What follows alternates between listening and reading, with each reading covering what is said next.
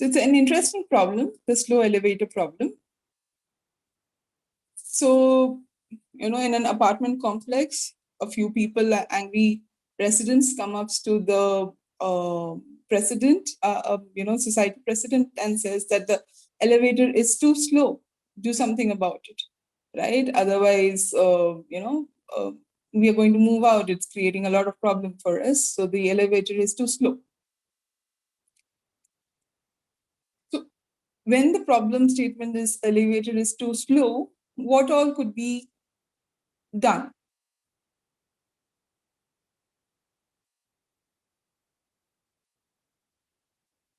Okay. So how's music in the elevator helping if the elevator is too slow, Vijay?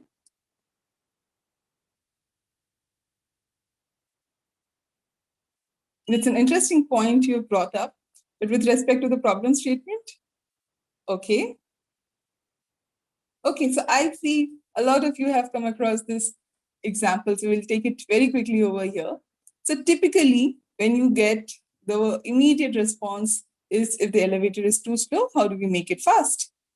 So there are different solutions to make elevator fast. Change the motor, improve the algo, in some cases replace the lift altogether. But we need to understand, and these are not wrong solutions, right? These solutions will help to make the elevator go faster. What we need to consider here is, can we really afford does the association have enough money and time to replace the lift, right? Can we, all the solutions requires a lot of money and the association is running out of money because people are leaving. So in this case, right, he came in and said, the elevator, and like some of you rightly said, that by reframing the problem, right? Vijay, your solution, the elevator is too slow, right? Put music. If you say that the elevator is too slow, you put music, people will say, it's not going to help. But if you say that the wait is annoying, right? The wait for the elevator is annoying and people are getting bored. That's where the solutions come in, saying that put in some mirror. I think somebody said about adding a mirror. Kumar, and you said that. Or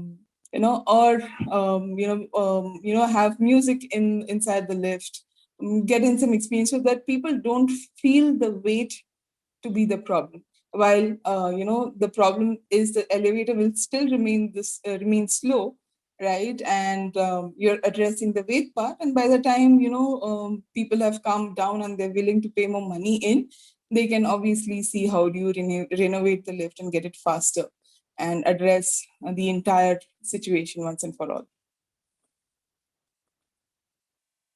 Oh, that's, I think we should do it in my apartment society. We are facing the same problem. We should have a waiting chair. But then the fight becomes who gets the chair, right? So let's take a pause here and see that we have been talking about framing problems and reframing business problems and trying to get solutions. So what kind of business problems should we apply to this? So this should not be another hammer that you have, and then any problem comes in and you try and go and solve for it, right? So there are problems. Now we get into three parts, right? So what kind of business problems are there? And what I've done is try to compare the complexity of the business problem versus the discovery approach that we should, go for it, right? When the first case, when a problem is a known problem, we have faced it, it's a simple brief, right? We know how to, what the discovery approach should be. So you sense the problem, you categorize them saying that, hey, this is what was done, and you can respond to it quickly. So you work with existing best practices to solve problems like these. The second category, when the problem is slightly complicated, right?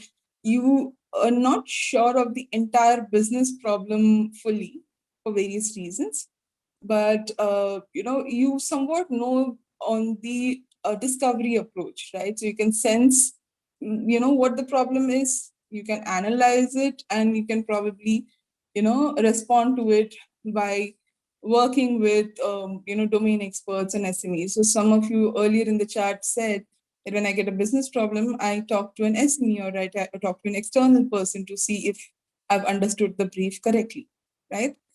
Um, then there is the third problem, right? Set where it's pretty complex. You've not done it before. You don't know how it's done, right? It's completely new.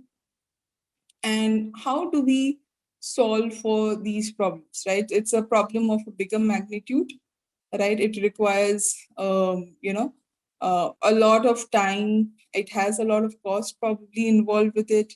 And it's a burning business problem that, probably the company has failed to solve in the past, or is, still not being able to solve, right? After having gone through the best practices, having gone through, the domain experts, SME, still, the solution is not working. So these are the problems that we are saying that, let's think a little differently, right? Let's do the probing on what it is. Can we break it into smaller chunks, which fits into the first two categories of simple or complicated, and then respond to it accordingly. And we'll talk about it more in the coming sections.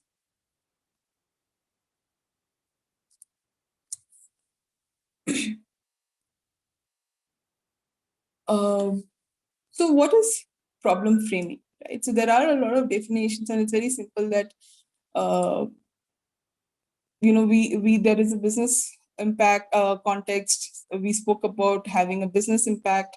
There is a discussion on data and tools, but what really matters is how do we link, right? And currently the link is broken, and we see this across industries, right? While we know there is a business context, we know there is a business impact, we know there are data and tools, we have to do something with these. The right combination, linking these, and that's where the skill set of business problem framing comes in, right? So when you, as a techno-functional connect, can combine these different silos together, so right, to make a guardrail to explore opportunities. So you understand what the business context is, right? Um,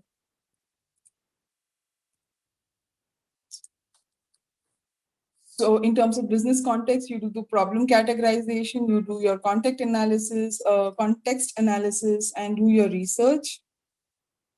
You go ahead and you understand the business impact. So who's the audience, or who's the consumer? How is it going to impact them? So what's your target definition? What's the user mapping, right? And especially if you have to build products, right? This comes in, this becomes very critical.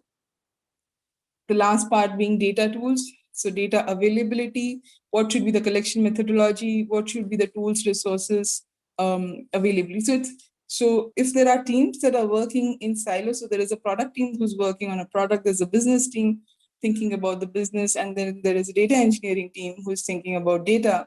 How do you bring all of them together into the same room, and combine them to understand how do we frame a problem? So how do we go ahead and once we have framed, once everyone's onboarded, right, you go and try and solve for it. Very important, because there are a lot of trade-offs in terms of cost and time implications associated. For example,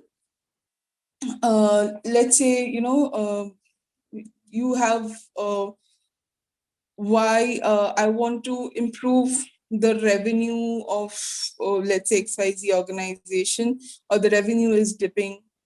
Why, right? And the customer team comes in and saying that we will build XYZ products, we will do this, we need data. That a data team comes in and says, hey, we will, it will take us, we don't have any data in a structured manner, we need to collect the data. It's going to, take us time. It's going to take us a lot of resource. We don't have the right tools. We need to procure those tools, right? So we can solve it for the problem. We have a glorious solution for it. But do we have the time? The business says that, hey, I want it done earliest. We are bleeding money, and you're telling me that it's going to be a 6 to 9 months project. I don't have that much time, right? So Then you brainstorm and see how do we put the problem in a reframe the problem as to catering to the trade-offs of different functions that are involved in terms of cost, in terms of time implications,